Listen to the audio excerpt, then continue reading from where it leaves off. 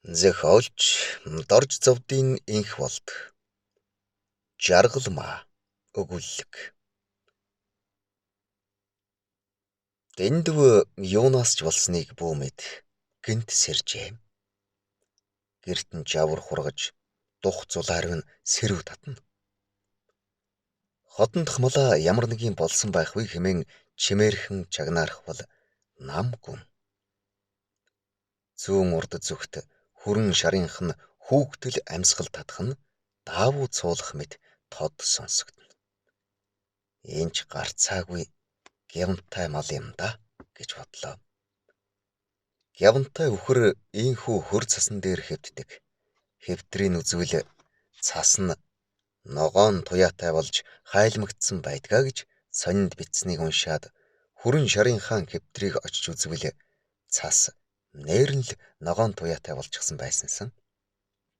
Тэгсэн үхрийн гяван гэдэг асар үнэтэй түүхээ идгэсэн сонины үсэг харагдах шиг болоод хүрэн шараан хайрлахдаа нулимс нь гарахаа шахжээ. Юуных нь түүхээд байх вдэ? Ээж нь ялаа да.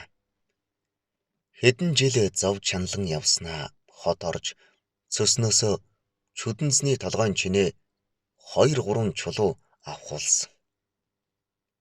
Мэс заслаас гарч ирээд тэнхэртлээ мөнч зүдэрч удаж билээ. Тэгтэл тэр муу үхээрийн 3 чулуу хүний гяван болох нэм. Мөн ярддаг болсон шүү. Эмч залуу тэр чулуунуудын нэгийг хямсаагаар чимхэн байж харуулад за ээжин чин зовлон эндэ. Энэ л цөсний амийг таглаад зовоогоод байж одоо айлтгүй гэж инээмсэглэн хэлсэнсэн. Харин энэ одоо бол зовлон биш, ердийн л нэг алаг чулуу. Ээжийн минь бийд байсан юм да гэж бодоод авч хадгалбал хадгал, гаргаад хайчих болж хайчих, юутайч хүүд нөгчхий гээд дэндвт нөгөө гайтмруудыг өгч билээ. Дэндв тэнэгэлдсэн авч тайлбар тавьж чадсангүй аваад л дайландаа хийчихжээ. Анхандаа хайчихъя гэж бодсон боловч нэг л болсонгүй явсаар л байж ижигээс нь хойш хайчихвээ гэхээс л байн гаргаж үздэг болж билээ. Түүнийгэн хандармаад ч үзүүлээгүй. Харин жаргалмаа бол мэддэг байсан. Жаргалмаа дэндүү айвуу тайвуу, дэндүү налгар наазгайдан дэндвийг хандармаад алдсан да. Өглөөнөөс үдэш болтол үсээж нэг олигтойхон илчихгүй, бүсээж чангалаад бүсэлчихгүй, нэг л үлв хийсэн юм явдагсан. Хэдэн хүүхдтэйгээ ноороод л миний заяа тавилан оногдсон газар эндэ гэсэн шиг гэрийн зүүн талд явган сандал дээр эргэлдэн хоол цай юухан хийхэн зэхэж уумирсаар өдрийг барна. Дэндвийг шөн дөлөөр орж ирж байхад ч хүний урманд хаачаад ирэв гэж асуухгүй. Гүн нойронд автчихсан унтчил хэвдэх. Тэ хүний сэтгэл гэдэг өдөр өдрөөр хувирч алдалдаар хулждаг ажээ. Дэндв анхандаа өхөөр хиймэн ядарчтэй гэж боддог байснаа нэг л мэдсэн. Хүн алдаад байж байгааг нь гэж боддог болчихсон байж билээ. Жаргалмаа жаргал даасангүй. Хувьтайгаараа хандармаа жаргалын эзэн болсноор тэр гурвын дундах нууц зөрөг төгсгөлдөө хүрсэн билээ. Хэдэн сарын өмнө жаргалмаагийн бие муудаж хот хүрээ рүү эмнэлэг бараадан явлаа гэж сонссон авч газар холдоод очиж чадсангүй. Өнөө хэдэн хүүхэд яаж байдаг бол доо гэж оройдоо санаашран бодовч төдөлгүй хандармаагийн хайр инхрийлэлд автаад мартагнаж гүн нойрондоо автана. Тэгээд ч намар эртэлж орсон цасал улам нэмэгдээд хол ойрыг зорж чадсангүй. Энэ цасанд бас хүү улс амьтны хөл хоригдсон биз. Орж гардаг хүнчгүй болж уулын мухарт аргагүй л нэг хашигджээ. Дэндвийн нойр хулж чаад буцаж ирсэнгүй. Хандармааг зөөлөн нударч босно байгаа гэсэн авч цаадах нь амдаа ямар нэгийг гүвтэнснээ цээжээр нь яг тэрч тайвуухан аргагүй намуухан хурхирч гарлаа. Дэндвийн сүүж чилээд өөрийн ирэхгүй үндийжээ. Гарвал орчныг түнэр харанхуй нөмөрч одод өнгөлүүлсэн эрдний чулуу мэт ногоон хөх улаан өнгөөр ээлжлэн туяарна. Гэрийнхэн зүүн өмнө зүгт хүрэн шарн лүглийн хэвтээд хүүгдэл амьсгална. Морь харчгаад ирэхтэл хөлд нэг юм тээглэх шиг болсноо нөмгөлсөн дээлийнх нь хормоо доогуур гутлынхан төрийнээс дээхнүр халуу асгаад явчихлаа.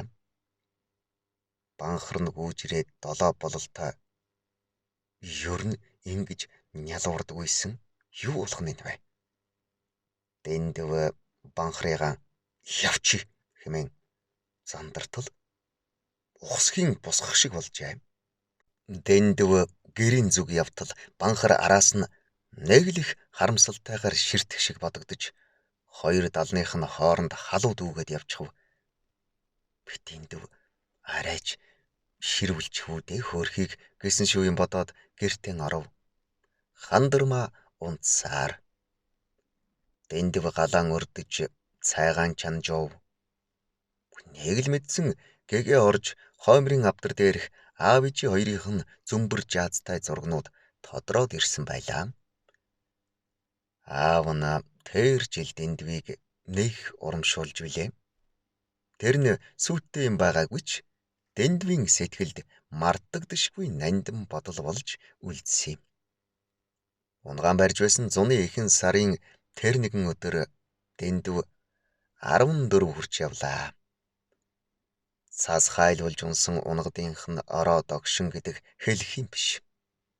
Дэндв нэг унаг гогтчхоод навсаас юм чирэгдээд алга болжээ. Гэвч алдсангүй шүд зуусаар нэг симхий дээр нь уллаж авуут ямар ч гэсэн тогтоож билээ. Тэгтэл аав нь тэртээ холоос "Эр хүн" гэж хэлэх нь адуу бижгэнсэн их дуун дундаас тов тодхон сонсогдох нь тэр. Дэндвийн цээжинд нар ургах шиг болсон доо. Өглөөд хоёр хөгшнийхэн зургийг харж суухад аавынх нь хэлсэн тэр үг сэтгэлд нь хангинах шиг болно. Тэн суутал жаазтай зурган дундаас нэг зураг харцын татлаа. Гурван сөөсгөр охин нь гэрийн хаяа бараад нь тоглож байна. Зураг авч байгааг тэд мэдсэнгүй.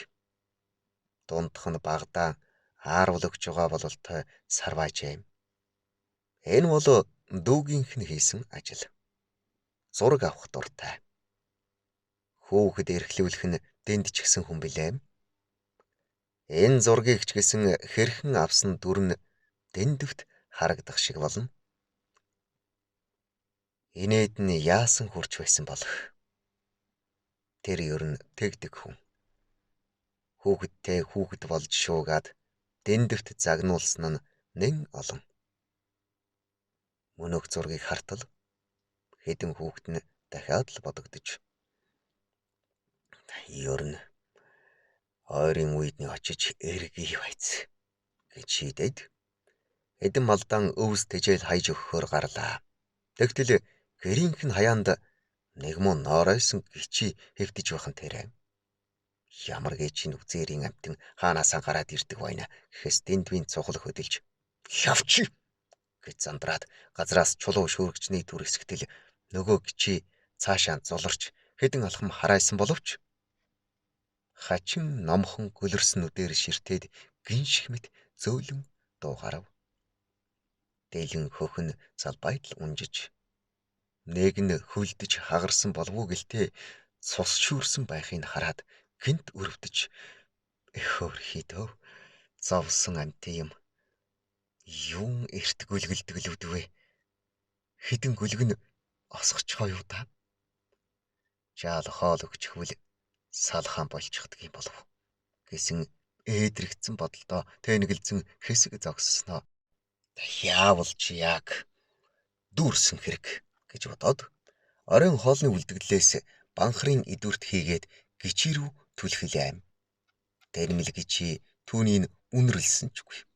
Харин алс хойт зүгийг харан гингэнтэл өлөв.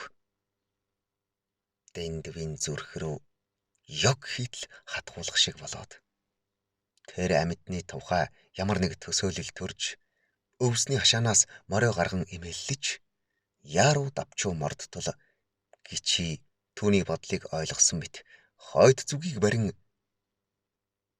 энэ зүдэрсэн амьтнаас ийм хүч бас гардгаа гэж гайхмаар сунан дүүлж гарав. Дэндвч хоцорчихгүй хичээн морио гуйдан цагууллаа. Гичи давхисаар дуулахт хэмээх сүрлэг уулын өмнөр духны хөндлөн сорив мэт зурайм байдаг гүн жалга руу харайн оров. Дэндв ямар юм үздэг бол гэхээс дэнслэн дагаж явлаа. Тэгтэл жалганы мухарт нэг муу тарзны өөдсөн дээр 3 гүлэг бие байдгаараа шахан бөмбөгнтл чичирч гисэн хэвтэж байх нь тэрэ. Морин тэднээс үргэж хамраан тажигнуулан дэвхгэцлээ. Дэнд бууж морион тушаад өнөө 3 руу очивот дуу алдан шогширч 3 гүлгийг цовуулан хормойлтол дороос нь дахиад 2 гарах нь тэр. Харин тэр 2 нэгэнт осгоод хэрэг нь өнгөрсөн байлаа. Гэвч амьд 3-ынхаа элчинд бөөр нь бүлээн байх нь тэр. Дэндвийн нүдэнд нулимс гүйлгэнэж би чинь таанчтай хүн шүү дээ гэж дуалдаад мориндоо мордон гэрийн зүг давхилаа. Нөгөө хэдэн гөлгийг өвсөн дотор тавьчихад гэртээ ч орсонгүй. Жаргалмаагинд очихоор мориныхон хар гүүхээр давхив. Хандрмаа нөмгөн гараад ирчихсэн араас нь гайхсан янзтай харж байснаа. Хөөе өвчт минь морь тамлаж хаачих нь вэ хэмээн хаашгирч байна. Нэг дөмгөн хариу хэлж хий гэж бодоод эргэн хартал нөгөө нооргор гичи нэг их ноолгор харцаар араас нь шимтэн харж байхыг үзээд юу ч хэлсэнгүй морион хорстлон гуйдэжээ.